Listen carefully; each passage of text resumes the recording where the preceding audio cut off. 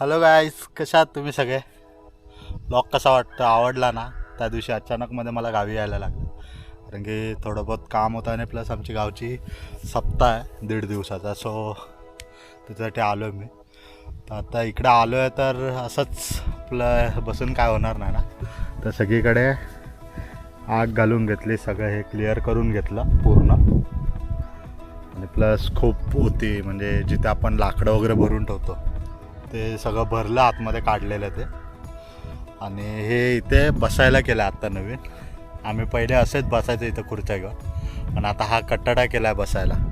So इथे बसलो आहे ते पण असंच नाही बसलं, भूक लागली ते घेऊन भाकरी आणि भाजी घेऊन आला.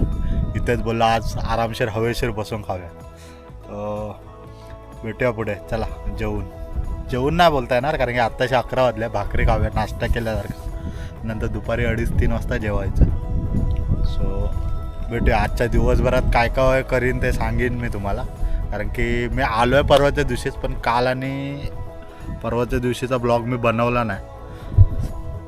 कारण काय आलो ते जरा आवरत राहिलो, सगळं आवरून घेऊ पटापट, कारण की आता नंतर आजपासून दुपारच्या नंतर आजपासून काय काम करू शकत नाही गावाकडे, कारण की देव येणार परत, त्याच्यासाठी ते दाखवून तुम्हाला पुढे पुढे.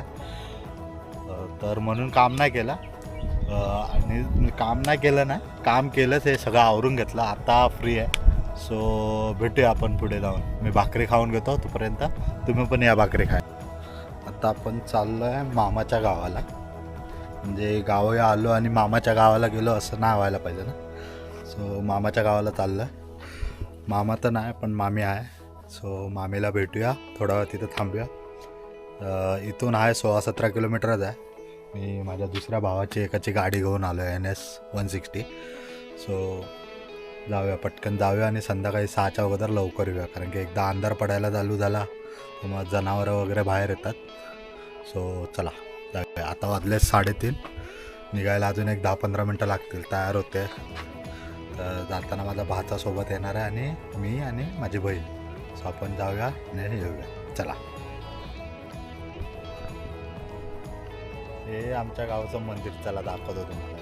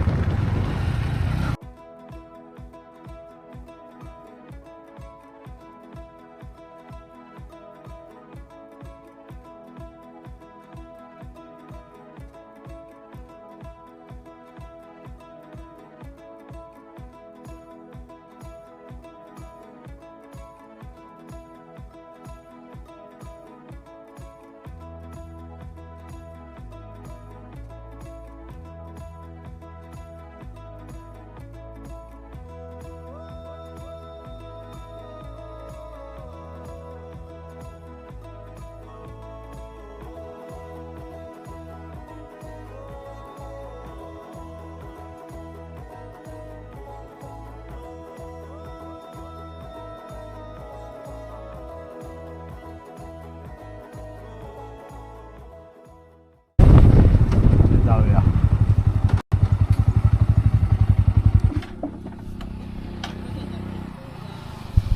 हो, आमचं भाऊच चाललो घरा. ते आमचं खमद्याचं देऊळ आहे तिकडे आतमध्ये, पण जो कोण वाटसरू येणार तो इथे पाहिलं पाया पडणार आणि मगच गावात एंट्री करणार, ह्या साईडने येणार आहे. सो चला आपण मग खमद्या देवाच्या पाया पडूया आणि पुढे जाऊया, चला.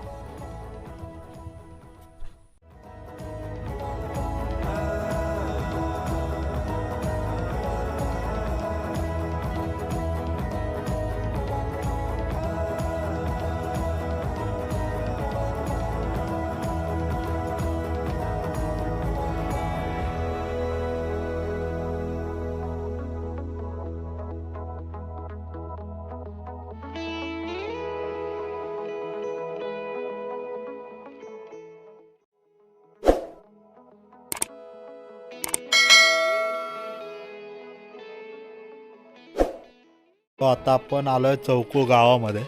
हे भावईचं मंदिर आहे, सातेरीचं मंदिर तिकडे आहे रस्त्याकडे आणि इथे देव आहे. तर आपण नंतर पाया पडायला जाऊया इथे, तो दाखवीन मी तुम्हाला. आणि हे आमच्या मामाचं घर. चला. आणि आमचा मामाचा पोरगा कलर काढतो इथे. चला, ही त्याची बायको.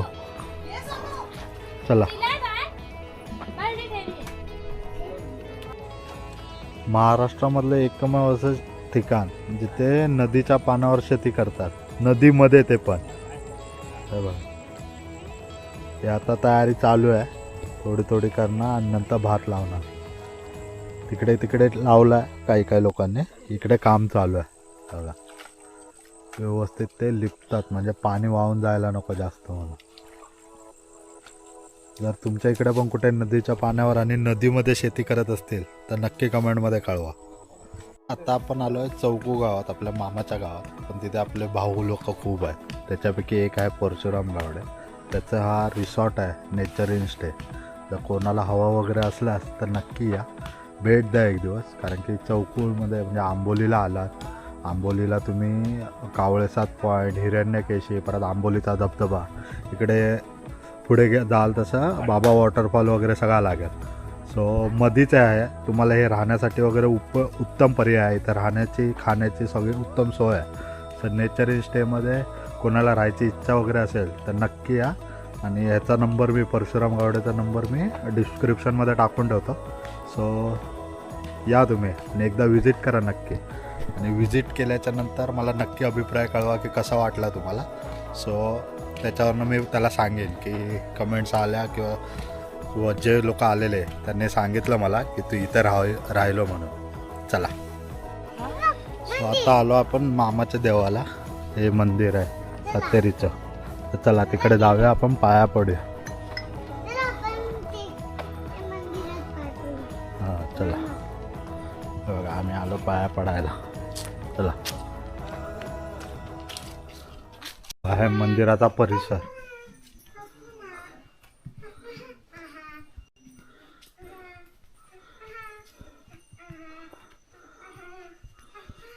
हे इथे रवळनाथाचं मंदिर आहे. तिकडे सभामंडळ एक हे बनवलेलं आहे.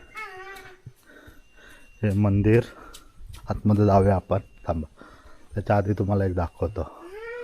विहीर पाण्याची. हे उतरून जाऊन पाणी भरून येऊ शकतो आपण. बघा आलो आपण.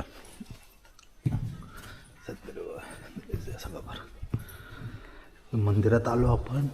घंटा वाजल्या.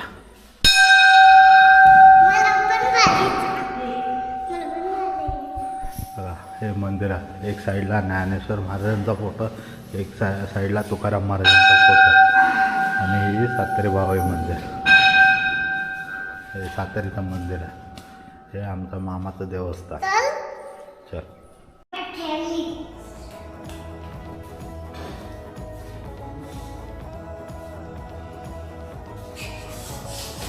आता आपण देव आहे तिथं जाऊया. चल पाया पडायला. हे बघा इथे देव आहे.